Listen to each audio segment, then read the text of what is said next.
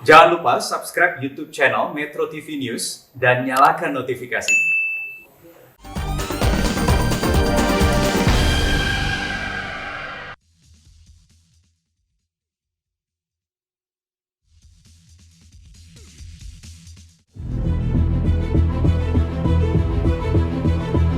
Pada bulan November dan Desember, kita sudah mendapatkan kepastian ketersediaan untuk digunakan vaksinasi bagi 9,1 juta.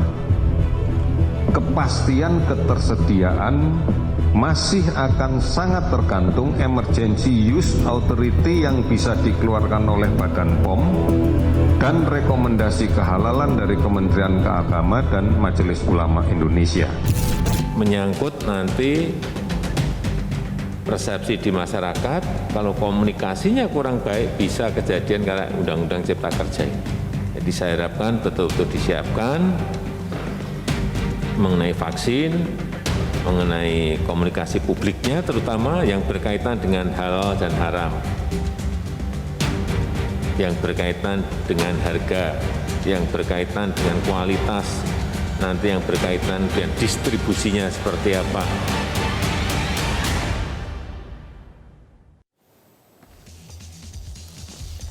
Pemirsa, saya akan mengajak Anda untuk mengetahui lebih jauh 5 kandidat vaksin yang akan digunakan di Indonesia.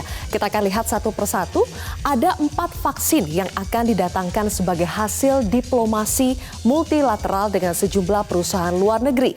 Di antaranya adalah vaksin Sinovac dari Tiongkok, kemudian vaksin Sinovac ini sudah berkomitmen mengirimkan 143 juta dosis vaksin mulai November 2020.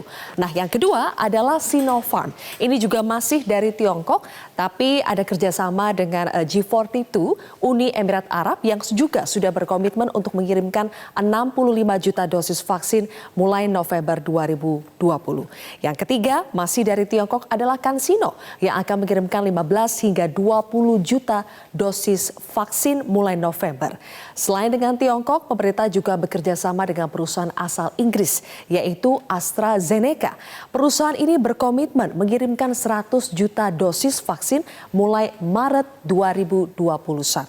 Nah, selain bekerja sama dengan 4 vaksin atau produsen vaksin dari luar negeri, Indonesia juga mengembangkan vaksin sendiri, yakni vaksin merah putih. Vaksin ini sedang dalam tahap pengembangan dan diperkirakan akan mulai diproduksi pada tahun 2022. Dari kelima vaksin ini, pemirsa, menurut Dirjen P2P Kementerian Kesehatan Ahmad Yuryanto, 3 vaksin asal Tiongkok dinyatakan sudah selesai uji klinis tahap ketiga. Sinovac telah selesai diuji di Brazil, Tiongkok, dan juga sementara untuk proses uji klinis vaksin Sinovac yang ada di Indonesia akan rampung pada bulan Desember 2020. Sementara untuk Sinopharm ini sudah diuji klinis di Tiongkok, Uni Emirat Arab dan juga Turki. Sementara untuk CanSino diuji cobakan di Tiongkok, Kanada, dan Arab Saudi. Trio vaksin ini sudah dinyatakan selesai uji klinis dan siap untuk diedarkan ke negara lain. Di Indonesia, menurut Ahmad Yuryanto, trio vaksin asal Tiongkok ini akan datang pada bulan November dan pemerintah akan segera melakukan vaksinasi dengan jumlah dosis dan juga orang yang akan disuntikan sejumlah ini. Untuk Sinovac ada 3 juta vaksin, 3 juta dosis yang akan disuntikan ke 1,5 juta orang. Artinya 1 orang akan mendapatkan suntikan sebanyak 2 kali. Sementara untuk Sinopharm ada 15 juta dosis yang akan disuntikan untuk 7,5 juta orang. Ini juga dual dosis ya. Kemudian untuk CanSino 200.000 dosis yang akan disuntikan ke 100.000 orang. Jadi totalnya ada 18,2 juta dosis untuk 9,1 juta orang. Berikutnya kita akan lihat siapa saja orang yang diprioritaskan untuk mendapatkan vaksinasi terlebih dahulu. Menurut pemerintah, idealnya seluruh populasi atau total 268 juta penduduk Indonesia divaksinasi. Namun, proses ini tentu saja membutuhkan waktu yang lama. Oleh karena itu, pemerintah memutuskan untuk mendahulukan 160 juta jiwa penduduk Indonesia yang akan mendapatkan vaksinasi dengan prioritas utama adalah mereka yang berada di garda terdepan untuk melawan pandemi, yaitu ada tenaga kesehatan, kemudian juga relawan, TNI Polri, dan aparat penegak hukum dengan jumlah sekitar 3,5 juta orang. Kemudian yang kedua adalah tokoh masyarakat, tokoh agama, perangkat daerah, dan sebagian pelaku ekonomi dengan jumlah 5,62 juta orang. Kemudian prioritas yang ketiga adalah tenaga pendidik, mulai dari guru di tingkat PAUD, kemudian TK hingga dosen di universitas, jumlahnya ada sekitar 4,36 juta. Prioritas selanjutnya adalah kepada aparat pemerintah pusat, pemerintah daerah, dan juga anggota legislatif atau DPR. Jumlahnya sekitar 2,3 juta. Untuk prioritas kelima adalah semua peserta BPJS Kesehatan, dan ini jumlahnya paling banyak, sekitar 86 juta orang. Untuk catatan, peserta BPJS yang dimaksud di sini adalah peserta BPJS PBI atau penerima bantuan iuran. Lalu yang terakhir adalah masyarakat umum dan pelaku ekonomi lainnya, yaitu sebanyak 57,5 juta orang, sehingga total populasi di Indonesia akan mendapatkan suntikan sekitar 160 juta orang dengan jumlah dosis dikali 2, yaitu 320 juta orang. Baik, saya akan ke Dr. Brian terlebih dahulu. Dokter, saat ini tim dari BPOM dan juga LPPOM MUI berada di Tiongkok untuk melakukan inspeksi kualitas vaksin yang dikembangkan oleh 3 produsen vaksin. Nah, apakah itu berarti masih ada kemungkinan jika tidak lolos uji inspeksi, maka pengiriman vaksin yang dijadwalkan bulan depan ini akan tertunda? Ya, pertama kan komitmennya. Kalau komitmennya itu sudah ada, artinya Indonesia mendapatkan prioritas untuk mendapatkan sejumlah vaksin. Kemudian yang kedua, seperti disampaikan oleh Bapak Presiden, kan memang harus dikomunikasikan dengan baik kepada publik. Artinya itu menjadi penting pada saat dari MUI kemudian hadir ke sana, kemudian Badan POM juga bisa, karena harus ada izin edarnya dulu juga ya. Artinya vaksin ini walaupun uji klinisnya sudah selesai, sudah terbukti, sudah selesai, sudah lolos, tetapi kan tetap harus ada surat izin edarnya dulu dari Badan POM sebelum bisa dipergunakan untuk penggunaan massal di Indonesia. Kemudian tadi harus ada fatwa dari MUI bahwa ini memang bisa diterima oleh masyarakat ya. Nah, sejauh ini Bapak Wakil Presiden sendiri kan sudah mengatakan bahwa MUI memang harus dilibatkan untuk hal ini. Demikian. Baik, tapi apakah itu berarti ini masih menantikan hasil dari inspeksi atau uji mutu yang dilakukan oleh BPOM dan LPPOM MUI sebelum akhirnya ini betul-betul bisa diedarkan, disuntikan ke Indonesia, dokter? Iya, betul. Karena tadi kenapa Bapak Presiden mengatakan harus hati-hati dan tidak tergesa-gesa adalah seperti itu. Karena kita harus memastikan bahwa sebetulnya kan tidak hanya vaksin ini aman, tetapi memastikan bahwa memang bisa diterima oleh masyarakat. Dan untuk bisa diterima itu artinya kan selama ini isu vaksin ini kan selain masalah aman juga masalah halal ya. Ini yang menjadi krusial. Kita punya pengalaman program vaksin sebetulnya bukan hal yang baru untuk Indonesia, tapi selama ini kita vaksin kita, program kita kan yang sifatnya massal dan program itu lebih banyak untuk dipergunakan untuk anak-anak ya, untuk di bawah 1 tahun. Usia anak-anak lah biasanya. Okay. Dan kita tahu dari laporan yang ada, Riskesdas maupun rutin, itu cakupan kita belum bisa mencapai 100%. Dan salah satu penyebabnya adalah karena salah satunya isu yang paling kenceng itu adalah masalah halal dan haram. Baik, saya ingin tanya ke Pak Bambang karena tim dari Bio Farma ini ikut terbang ke Tiongkok ya. Laporannya sejauh ini seperti apa Pak perkembangan inspeksi kualitas di sana? Ya, terima kasih Mbak Sylvia. Jadi betul bahwa tim dari Bio Farma ikut mendampingi juga, ada dari Kementerian Kesehatan, kemudian LPPOM dan LPPOM MUI serta Komisi Fatwa MUI. Itu sudah berangkat ya minggu lalu. Cuma di sana ini memang ada prosedur yang harus diikuti, Mbak Sylvia. Jadi tidak bisa langsung melakukan audit. Jadi ada masa karantinanya dulu di sana dan ini masih ditempuh. Tapi selama masa karantina ini evaluasi bisa dilakukan secara online. Jadi tim Badan POM, kemudian tim LPPOM MUI, Komisi Fatwa dan Kementerian Kesehatan ini melakukan lebih dulu pendahuluan audit secara online. Jadi ini akan memakan waktu sampai dengan sekitar 12 November. Jadi cukup lama. Untuk audit visitnya sendiri itu akan dimulai tanggal 2. Tanggal 2 November sampai tanggal 12. Jadi itu hasilnya masih belum banyak ya, karena masih baru dilakukan via virtual.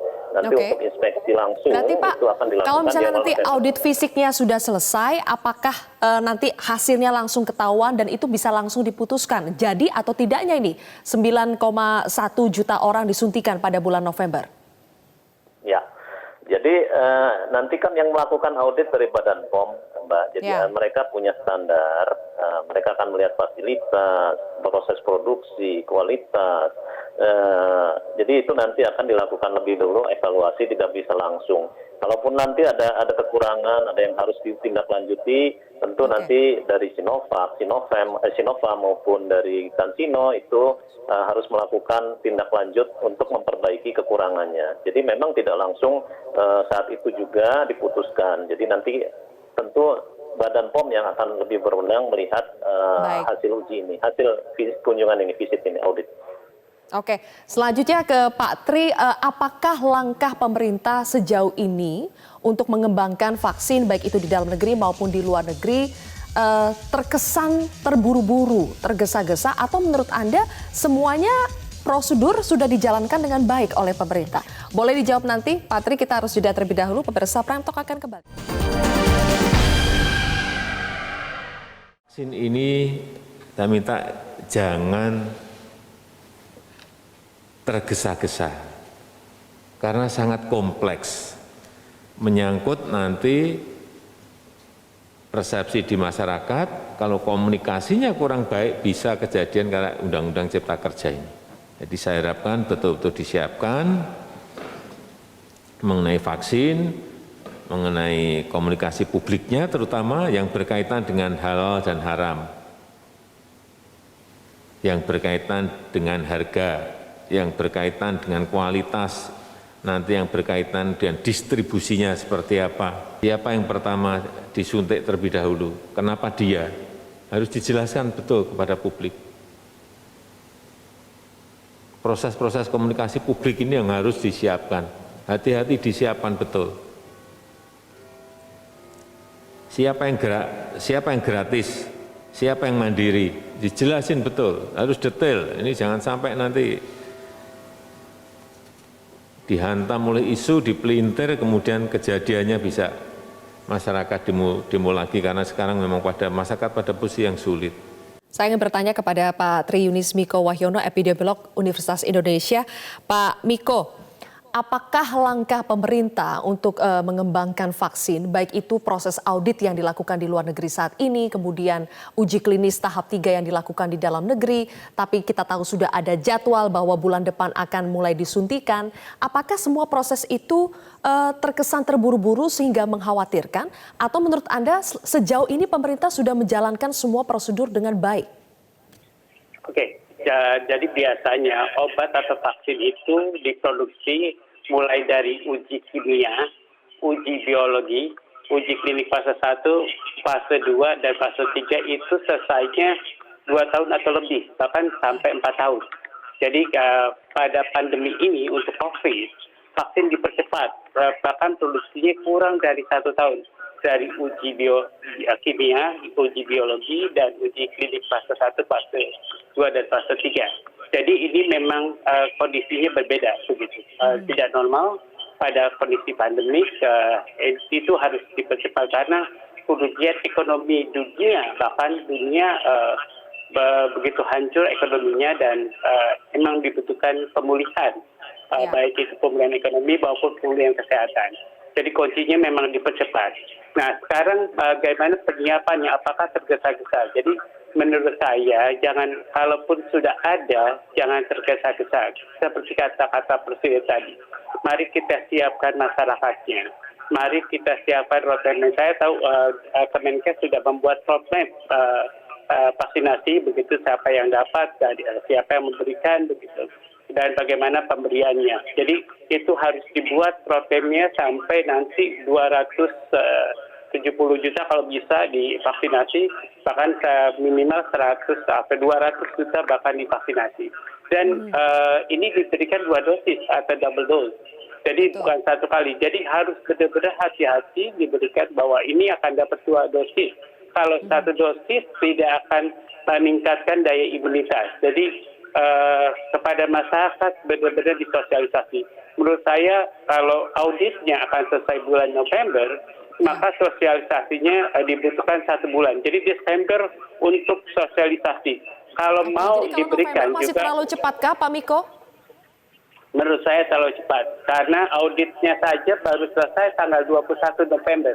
Bagaimana mungkin Anda memberikan sesuatu yang baru Anda ketahui begitu. Jadi belum sosialisasi ke masyarakat.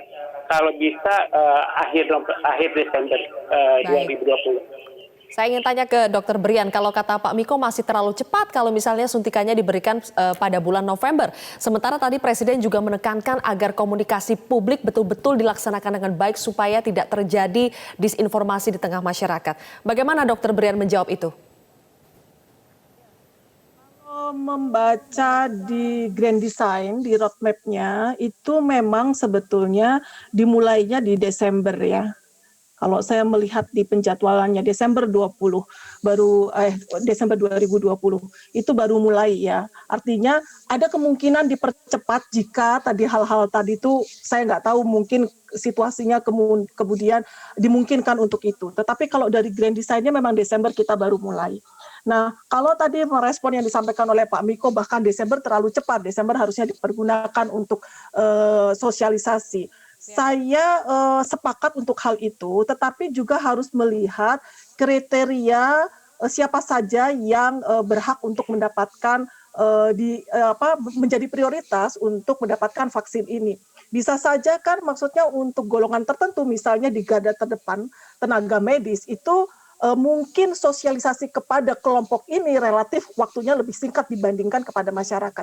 Bisa saja di tahap pertama mereka itu diberikan terlebih dahulu. Kita perlu waktu yang lebih panjang untuk mensosialisasikan kepada masyarakat awam, which is tadi kan lebih dari setengah yang ditargetkan ini memang masyarakat awam ya, peserta BPJS. Nah ini yang perlu lebih disosialisasi, lebih memakan waktu dengan komunikasi yang lebih baik juga, termasuk menjelaskan kenapa mereka yang menjadi prioritas. Pastinya juga masih ada anggota masyarakat yang lain yang merasa perlu juga untuk terlindungi dirinya secara individu begitu. Oke, jadi tahap pertama kan memang prioritasnya adalah tenaga kesehatan, sehingga dirasa sosialisasi kepada tenaga kesehatan akan relatif lebih mudah dibandingkan kepada masyarakat luas. Begitu ya, Dr. Brian?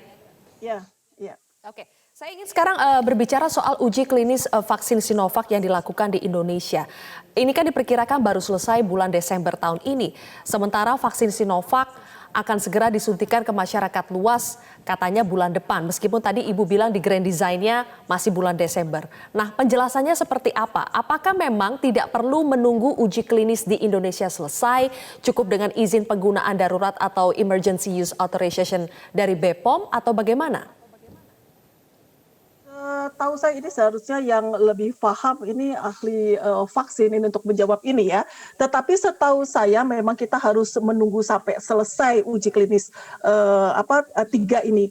Mungkin tidak harus tuntas selesai betul sampai akhir, tetapi sudah bisa diprediksi bahwa ini adalah aman begitu. Karena setahu saya sebetulnya kan di uji klinis 2 pun sudah bisa dikatakan aman ya. Uji klinis 3 ini dengan sampel yang lebih besar karena untuk menangkap efek-efek samping lain yang mungkin bisa ada kemungkinan ditemukan jika sampelnya lebih besar begitu. Nah, sepengetahuan saya seperti itu. Tetapi yang secara bersamaan memang proses untuk mendapatkan izin dari Badan POM itu berjalan. Yang jelas bahwa vaksinasi ini tidak bisa dilakukan jika izin dari Badan POM itu belum keluar. Jadi ini simultan. Jadi kita ini masih by proses ya Mbak Silvi ya. Jadi kita harus melihat juga. Saya merasa yakin bahwa dinamikanya sangat kencang dan perubahan ini masih bisa bergesernya itu ada ruang bergeser yang mungkin agak besar juga gitu. Mundurnya ada kemungkinan mundur. Tapi yang paling penting adalah persiapan itu dilakukan dari sekarang. Yang paling utama menurut saya adalah pendataan.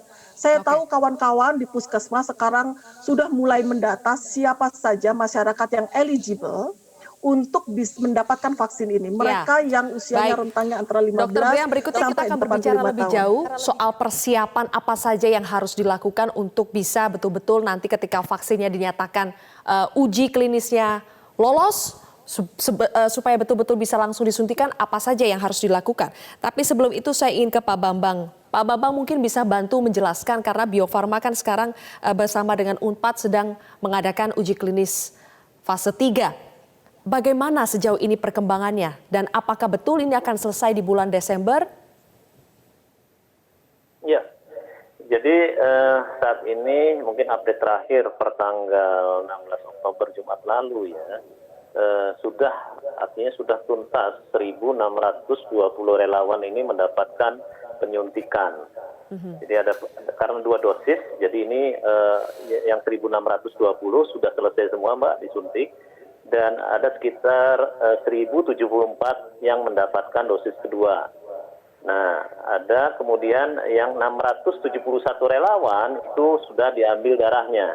Jadi dicek darahnya dari 671, 500 lebih dari 500 diantaranya sudah menjalani pemeriksaan imunogenisitas. Jadi dari situ sudah dicek hasilnya. Cuma memang nanti selesai seluruhnya uji ini di akhir Desember atau awal Januari 2021. Ini sebetulnya skemanya tetap emergency use authorization, jadi tetap dipercepat. Januari ini selesai, nanti laporan dibuat, laporan ke Badan POM, dan Badan POM akan melakukan evaluasi. Kalau memenuhi syarat, baru kami akan melakukan pengajuan untuk izin edarnya. Kalau sudah memperoleh izin edar, baru bisa diproduksi. Jadi seperti itu, Mbak, prosesnya. Berarti Pak Bambang memang harus menunggu uji klinis di Indonesia selesai dulu, baru vaksin dari Sinovac ini bisa disuntikan secara luas. Meskipun uji klinis Sinovac di negara-negara lain sudah selesai, tapi tetap kita harus menunggu yang selesai di Indonesia dulu? Ya, jadi kalau untuk Sinovac sendiri ini sebenarnya uji klinisnya global ya. Ada sekitar 5 negara yang berpartisipasi, ada Brazil, Bangladesh, Turki, Chili, dan Indonesia. Dan itu melibatkan lebih dari 15.000. Jadi ini sebetulnya uji klinis global. Di Brazil sendiri diperkirakan selesai November. Jadi itu mungkin salah satu dasar mengapa vaksin ini digunakan. Itu baru dari Brazil. Jadi dari beberapa negara mungkin nanti sudah bisa mensubmit datanya. Nanti ini untuk penggunaan tentu kembali ke regulator kita, Mbak ya, dari Badan POM. Apakah ini boleh digunakan untuk masyarakat atau hanya untuk emergency use untuk orang-orang tertentu yang prioritas gitu. Belum digunakan untuk masyarakat luas. Mungkin seperti itu. Oke. Baik, kita akan lanjutkan lagi perbincangan kita. Kita akan fokus nantinya kepada persiapan yang harus dilakukan untuk bisa menyuntikan vaksin dengan baik. Seperti apa? Tetaplah bersama kami pemirsa, Prime Talk akan kembali usai.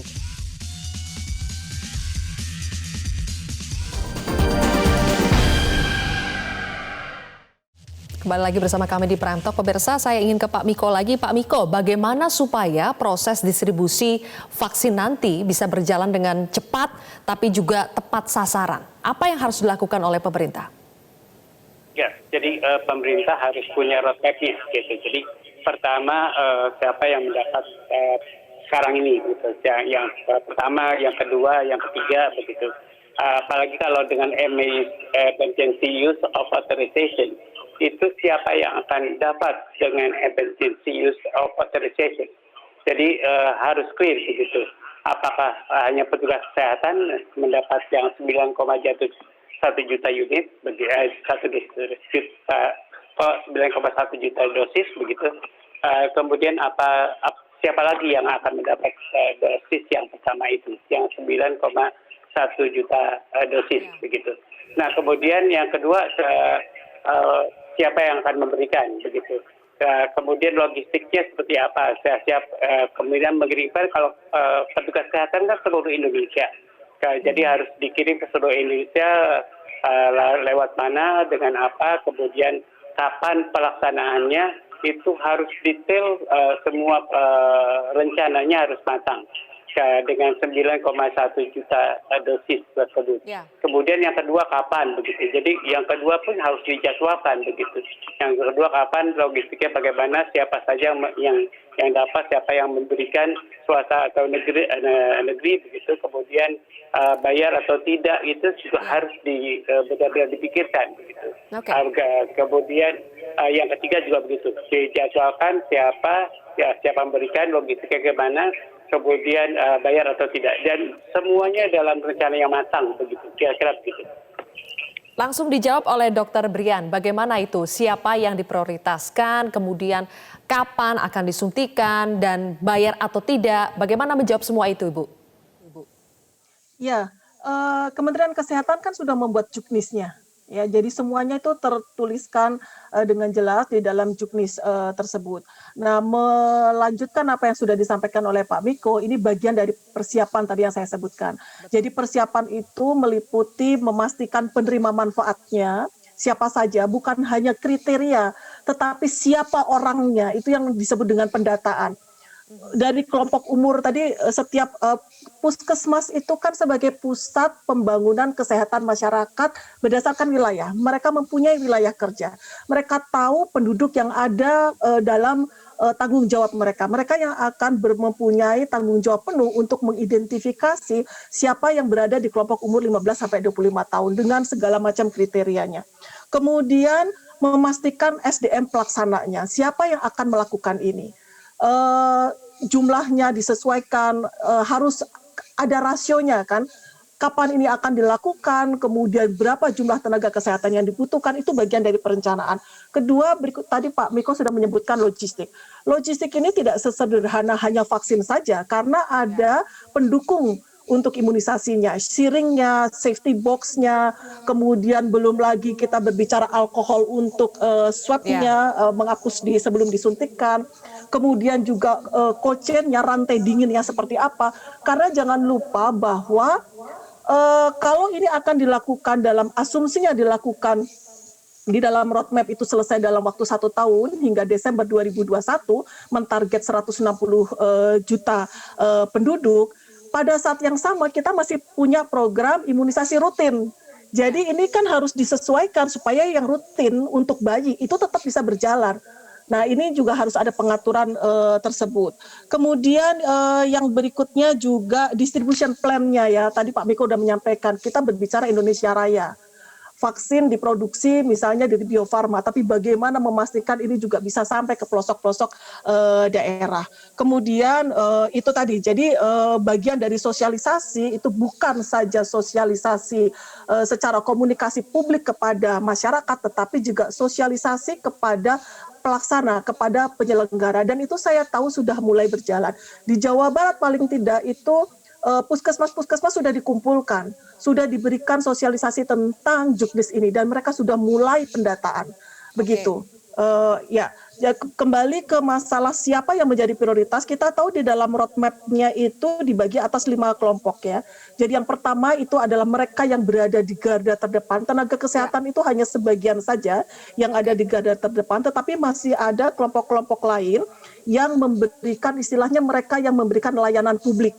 Kemudian ada tokoh-tokoh masyarakat, tadi sebenarnya sudah disebutkan di awal ya oleh Mbak Sylvia, siapa saja oleh karena itu Dr. Brian, saya sebetulnya ingin menggali lebih jauh soal ini kan tidak semua masyarakat akan mendapatkannya, hanya sekitar 160 juta masyarakat saja dalam rentang usia 18 sampai 59 tahun.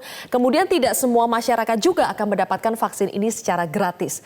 Nah, supaya tidak terjadi disinformasi mengenai 2 persoalan ini, Apa strategi komunikasi publik oleh pemerintah untuk menjelaskan dua persoalan ini? Tidak semua masyarakat akan mendapatkan vaksin ini dan tidak semua masyarakat akan gratis mendapatkan vaksin ini. Ya, secara detailnya kita belum siapkan persis bagaimana strategi untuk itu, tetapi kisi-kisinya kan ketika Presiden mengatakan harus dilaksanakan jangan terburu-buru, dipastikan komunikasi publik yang baik, itu sebetulnya kan sebagai pengingat kepada kami bahwa strategi pada saat berbicara tentang imunisasi, persiapan ini tidak saja persiapan dari sisi pelaksanaan, tetapi juga ada strategi komunikasi publiknya yang baik, begitu. Nah, memang yang jelas adalah kita harus menyampaikan mungkin satu hal yang penting untuk disampaikan kepada publik, bahwa prinsip kita ini kan memberikan layanan yang berkeadilan. Artinya begini, idealnya memang semua orang di Indonesia ini harusnya idealnya akan mendapatkan vaksin, semua akan disupport oleh pemerintah. Tetapi pada saat kita berbicara berkeadilan, maka kita harus melihat siapa yang paling vulnerable dan mereka ini yang kemudian betul-betul harus disupport oleh pemerintah, karena jika tidak mereka akan tidak mendapatkan. Dan mereka adalah, kita pahami, mereka adalah kelompok yang secara ekonomi kurang mampu, begitu. Dan ini adalah kalau secara data sudah masuk sebagai penerima bantuan iuran. Mereka adalah berada di 10 atau 20% dari kuintil yang terendah, ya. Begitu, itu sebenarnya cara mudah untuk mengidentifikasi bahwa mereka mestinya secara ekonomi itu memang kurang, dan tanggung jawab negara kan untuk memberikan support kepada orang miskin, ya. Di segmen berikutnya saya juga ingin dengar persiapan Bio Farma selaku perusahaan yang bekerja sama dengan Sinovac, produsen vaksin asal Tiongkok, untuk ketika nanti ini sudah dinyatakan semuanya aman, kita bisa memproduksi dalam jumlah besar, apa yang akan disiapkan oleh Bio Farma. Sesaat lagi pemirsa.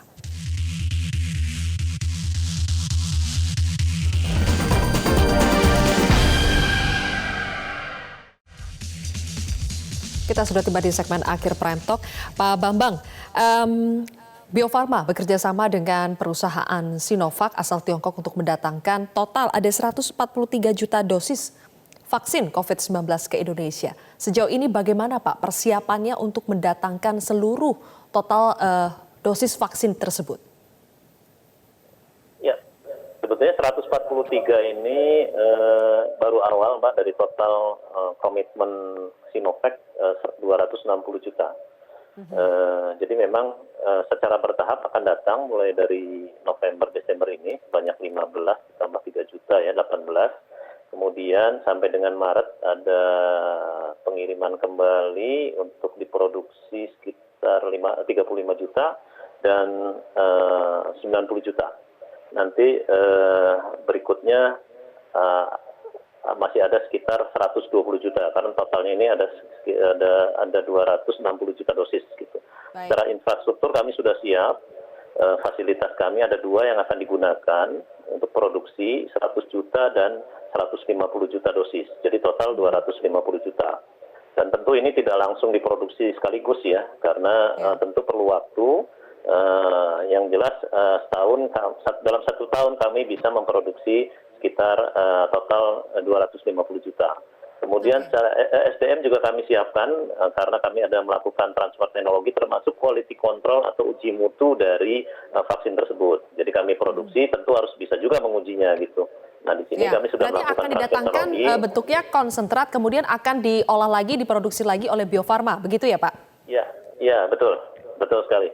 Jadi itu prinsipnya kami sudah siap untuk melakukan produksi di awal tahun 2021. Oke, baik. Terakhir ke Pak Miko. Pak Miko, tadi saya bertanya juga ke Dr. Brian. Ini kan tidak akan semuanya mendapatkan vaksin.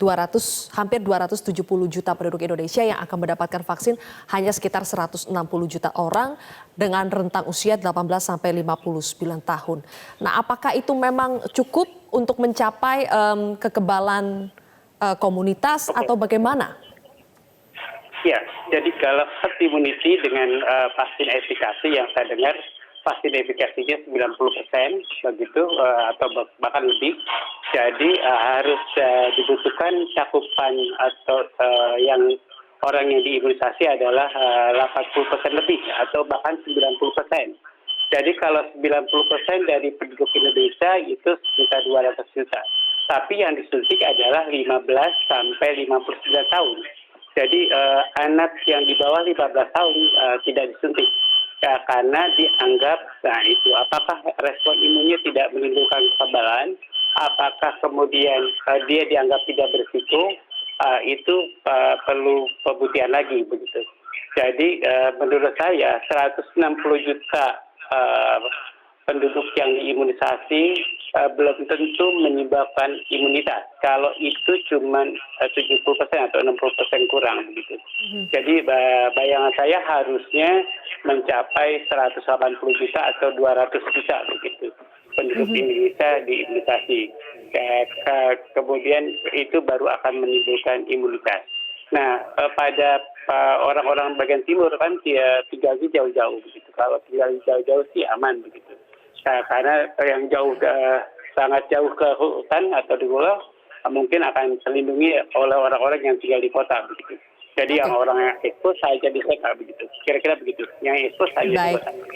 Oke, terima kasih atas penjelasan Anda Pak Tri Yudis Miko Wahyono, epidemiolog UI, kemudian Pak Bambang Herianto, Sekretaris Perusahaan PT Bio Farma, dan juga Dr.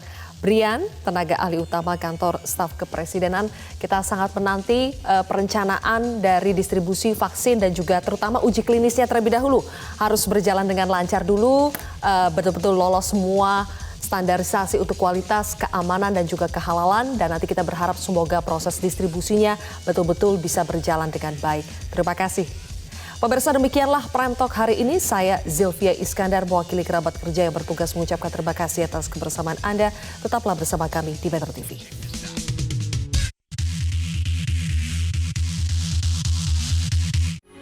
Metro TV, knowledge to elevate.